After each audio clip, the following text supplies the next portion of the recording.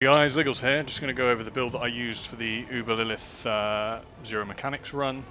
It's a pretty standard build for this. A lot of rogues have been running it, and I didn't come up with this, but a few people have asked me to go over sort of how I did it, the build, you know, the aspects. So the first thing you've got to consider, what I think is essential for this build, is the Fist of Fate unique gloves. Not for the damage, it's purely for the immobilizing days on lucky hit, so they have a 20% chance to immobilize, 24% chance to daze. Twisted Blades has a pretty high base lucky hit chance, what's that, 33%? I think with a lucky hit elixir it comes up at 40%. So, you know, every 1 in 2 roughly attacks is filling up that stagger bar on Lilith. And to further sort of speed up the stagger bar, you're using things like, on this helm, I've got crowd control duration. I just found this, I wouldn't normally use it, but I think a vendor sold it to me, and I was like, wow. I'll roll basic skill attack speed and use it for my Uber Lilith cheese. Similarly, on my chest, this is again just an old chest that I had lying around. Not my main one.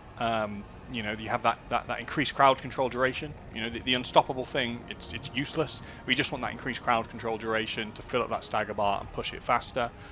On my boots, I have the damage to vulnerable enemies. A lot of people use penitence here for the chill, which will also speed up the stagger bar. But I like these boots. We've got all stats and intelligence, and in my paragon, I have a lot of, you know, rare nodes that are getting activated from this. So I thought the overall damage would be higher, and I'm not losing that much EC because I'm getting the day's chance on the boots there. Yeah, you can see my stats here. I'll go over the paragon in a second. On my bow, this was, you know, a bow that I upgraded from. It's not my main bow. My main gear is down here.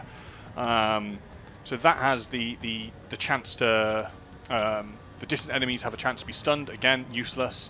But what it does have is the 80%, which is, I think, probably the biggest damage multiplier you can get in from an aspect to stunned enemies. And when bosses are under stagger, they're considered under the effects of all CC. So this aspect, you know, chilled enemy, she's considered chilled. So, you know, and you will deal additional damage to frozen enemies. She's considered frozen, she's considered chilled, she's considered stunned, immobilized. All those multipliers will be enacted when she's staggered.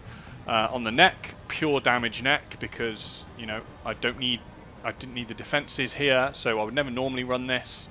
It's not got a perfectly rolled aspect. I can have one, and, you know, this is just a throwaway amulet purely for this fight. My ring, I wasn't using that one. I was using Twisting Blades. I need the Twisting Blades aspect somewhere, so I'm using that one. It's actually a really good ring. I want to use that in my main setup, but for now I'm just using it for Uber Lilith. And then Energizing, which I think is great, especially as I'm using combo points, not in a sight, so I need the energy regeneration. And then I've just got 2 normal weapons. They're my main normal weapons. Onto the paragon. It's the same paragon I used for my flurry and my normal twisting blades if I'm playing that, you know, pushing nightmare, standard stuff. You've got closer, come up here, armor, great, deadly ambush, a critical strike damage, and that's a multiplier to enemies affected by my trap skills. Bane, just, you know, a poison damage increase and then a 10% more damage multiplier because it gives a chance to double the poison damage. And then some bonuses, damage reduction from enemies against trap skills, not great against this fight. Damage 2, that's good. This is quite good as well, the reducing the arm time of your trap, so that if I lay a trap now, it'll trigger faster basically. So if an enemy was to walk into that, normally it takes 1 second before it arms, now it's sort of 1.25 or something, that gets reduced by half a second. Coming into here, I've got Exploit Weakness. This is great. 15% damage multiplier. Pretty much always going to have that up against a fight like Uber Lilith.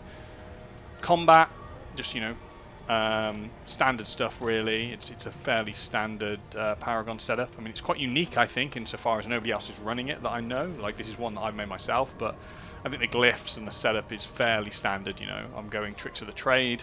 I think that's really, really good. And basically, it means I can do... I don't go for 3 combo points. I think the math doesn't work out, doesn't justify going for 3 combo points with Tricks of the Trade, because it's better to do basic, core, basic, core, basic, core, and I have the energy sustain with the energizing to maintain that. And I'm still getting, so I'm getting the benefit of 1 combat point and then that 25% multi there. So over 4 actions, basic core versus 3 basic into a core, you do more damage. And I think you still do more damage with that setup than you would using Inner Sight. Because with Inner Sight, this would be largely redundant because you would just be spamming Twisting Blades during that Inner Sight proc. So yeah, that's pretty much the Paragon. I've linked it in the description. And then over to the skill tree, again, very niche specifically for this fight. Typical stuff, you know, fundamental puncture to apply vulnerability, and puncture being a marksman skill allows us to trigger that tricks of the trade when we rotate, you know, puncture, twisting, puncture, twisting. Twisting Blades, and then we want the days again to fill up that stagger bar. I dropped some points here because I don't need the heal and the close damage reduction as much for this fight.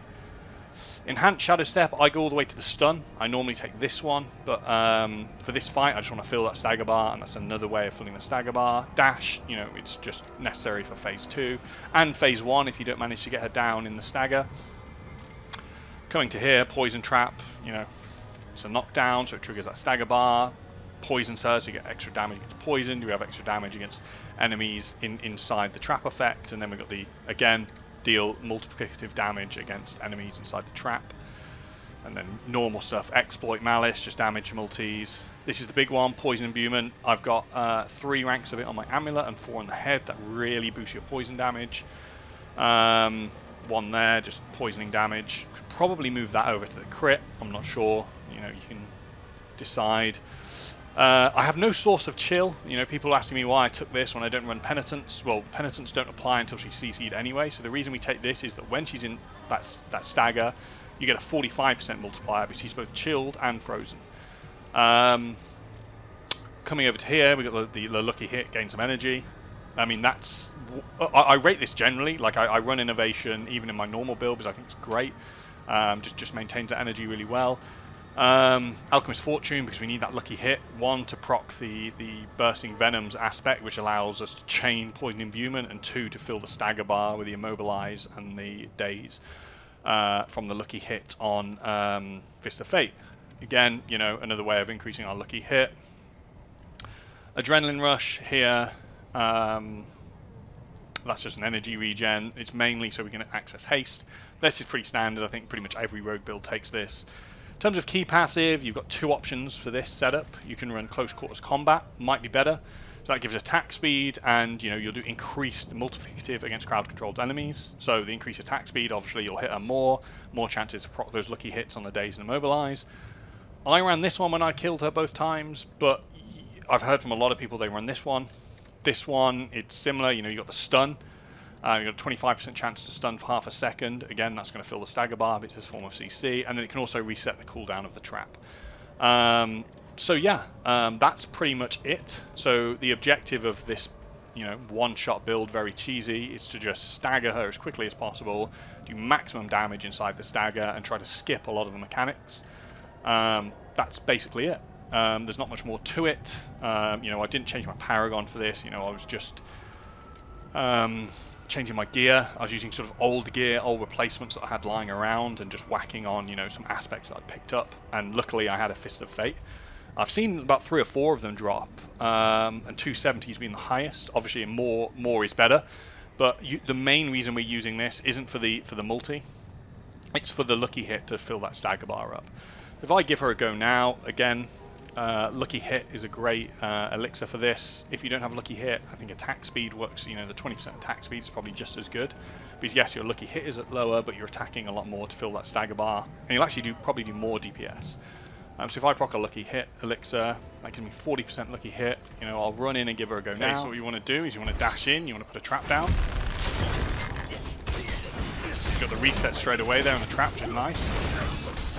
Right, I'm going to start ramping my damage now. Shadow Step and trap.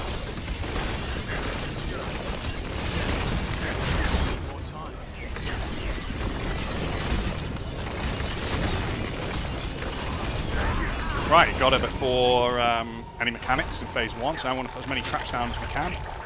We've still got 2 poisoning pew charges, and it's off cooldown, so I'll be able to Shadow Step and Twisting Blades. with the poison charge, then reapply it. So you can see I've got two traps out now. I'll try and get a shadow step to her.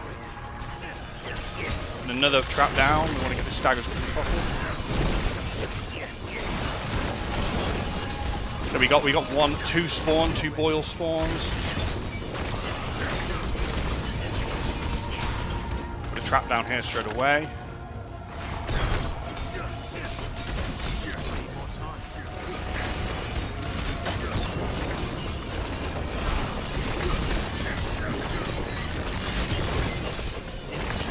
So there, she's dead. Technically, we just have to. So what you want to do now? We still want to put. See, we're building a stagger bar. Oh. Now I still want to need to run from these. There's only one, but I'm going to die here. No. So now I need to dash as quickly as possible. This is going to be difficult. I've got no charges left of dash. I messed up there.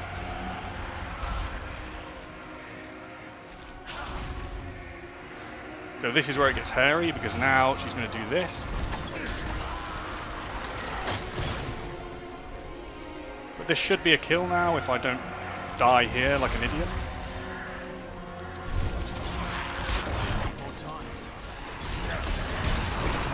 And there we go.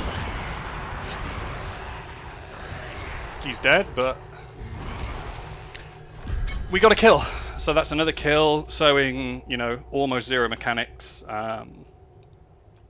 Rogue kill of Uber Lilith. If you can stagger her fast enough in phase 2, you can actually get it completely zero mechanics, because she won't spawn any blood boils, as you saw in my first kill video. But yeah, there you go.